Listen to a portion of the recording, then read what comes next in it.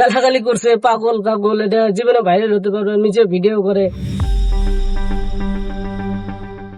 স্বাধীনতা দিবসে জিলাপি বিক্রি করে দেশ জুড়ে ঝড় তুলেছিলেন কুড়িগ্রামের নাগেশ্বরীর তাইজুল ইসলাম, যাকে সবাই চেনেন তাজু ভাই নামে। এরপর থেকে বিভিন্ন মিডিয়ায় তাকে নিয়ে চলছে নানা আলোচনা সমালোচনা।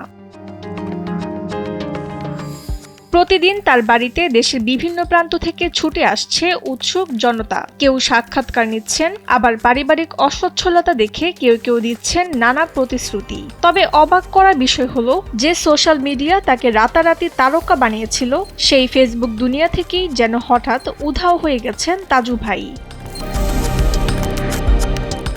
তাজু ভাইয়ের সেই অফিসিয়াল ফেসবুক পেজটি এখন আর খুঁজে পাওয়া যাচ্ছে না। অনেকেই প্রশ্ন তুলছেন, অতিরিক্ত ট্রাফিক বা টেকনিক্যাল কোনো কারণে হারিয়ে গেল তারই আয়ের উৎস, নাকি ইচ্ছাকৃতভাবে গণহারে রিপোর্ট করে বন্ধ করে দেওয়া হয়েছে তার পেজ।